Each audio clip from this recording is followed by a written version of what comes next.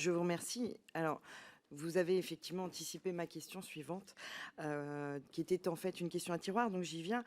De façon générale, on a pu constater, nous-mêmes parlementaires, pendant le travail d'enquête que nous menons actuellement, mais aussi d'autres observateurs comme Acrimed, qu'il est souvent fait le choix, justement, dans votre ligne éditoriale, de ne pas développer ou de ne pas aborder certains sujets qui pourraient porter atteinte au groupe ou en la personne de Monsieur Bolloré, comme par exemple la confirmation de la Cour de cassation de la mise en examen de Monsieur Bolloré dans l'affaire de corruption autour de la concession portuaire de Lomé au Togo. Que vos concurrents ont très largement commenté, diffusé, et bien d'autres médias aussi. Alors du coup, ma question revient à ce que vous avez abordé tout à l'heure. J'y vais très frontalement.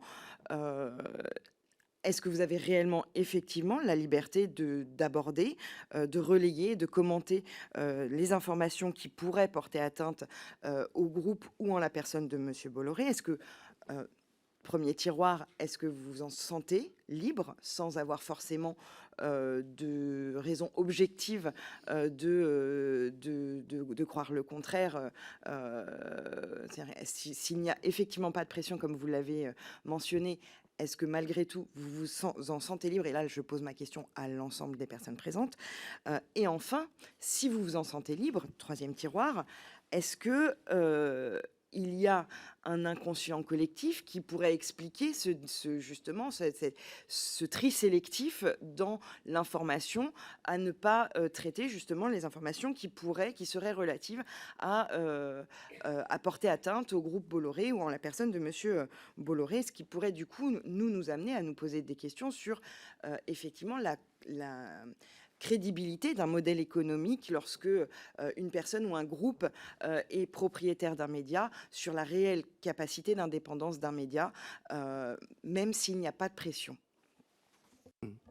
Donc, d'abord, on passe notre temps, Thomas Bauder l'a dit, nous passons notre temps à faire à choisir les sujets, à leur donner plus ou moins d'importance.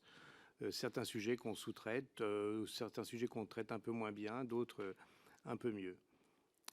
Mais ça, c'est le quotidien de toutes les rédactions. Je confirme, et je vous le dis clairement, que je n'ai jamais subi aucune pression de la part de Vincent Bolloré. Je travaille avec lui depuis de très nombreuses années.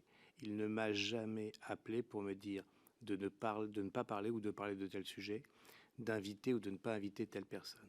Voilà. J'ai la chance de temps en temps de l'avoir au téléphone.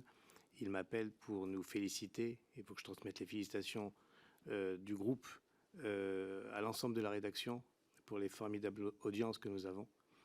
Et quand quelquefois les audiences ne sont pas bonnes, il nous appelle pour dire c'est pas grave, demain ce sera mieux. Voilà. Donc les contacts que j'ai avec Vincent Bolloré, hormis le fait que je suis toujours flatté de l'avoir au téléphone. Je vous remercie, Jeanne.